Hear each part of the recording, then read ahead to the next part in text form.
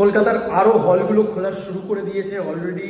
প্রচণ্ড ইকো হবে, I am pretty damn sure, but আমার কিছু করার নেই, আপডেটগুলো এভাবে দিতে হচ্ছে। পৌঁছলে দিয়ে ভিডিও দেখলাম রিসেন্টলি, স্টার থিয়েটার খুলে গিয়েছে কলকাতার অন্যতম সব থেকে বড় সিঙ্গেল স্ক্রিন যেটাকে বলা যেতে পারে, সেটা একটা ঐতিহ্যবাহী সিঙ্গেল স্ক্রিন। হ্যাঁ, স্টার থিয়েটার হচ্ছে সেই নটি বিনোদিনীর সময়কার মানে সিঙ্গেল স্ক্রিন আর কি, স্টার থিয়েটারের সেই সোর্সটা।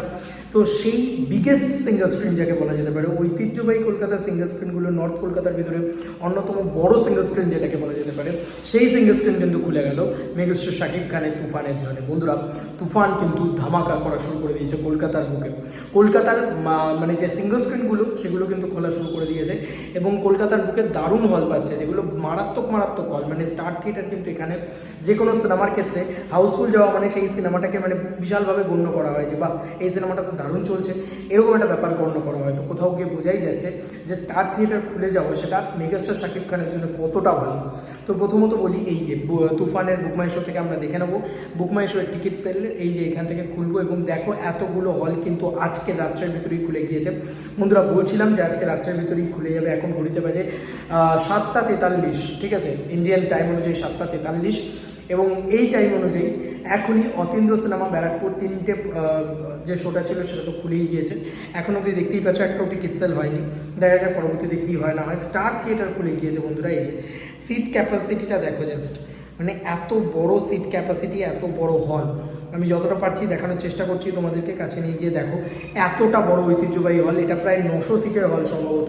আমাদের এখানকার সব থেকে বড় সিঙ্গেল স্ক্রিনগুলোর ভিতরে নবীনা পড়ে, স্টার পড়ে, তার ভিতরে এই স্টার একটা।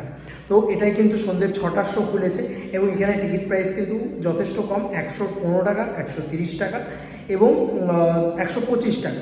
এইগুলোই হচ্ছে টিকিট প্রাইস। সরি। আচ্ছা চলো, এরপরে ইলোরা মাল্টিপ্লেক্স চম্পাহাটি খুলেছে।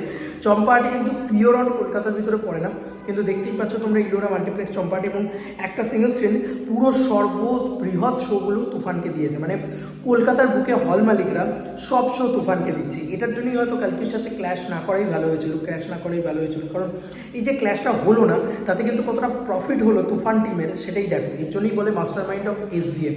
এসভিএফ কিন্তু বুঝে শুনেই সিঙ্গেল রিলিজ দিয়েছে। এই সিঙ্গেল রিলিজটার জন্য অনেক উপকার হবে।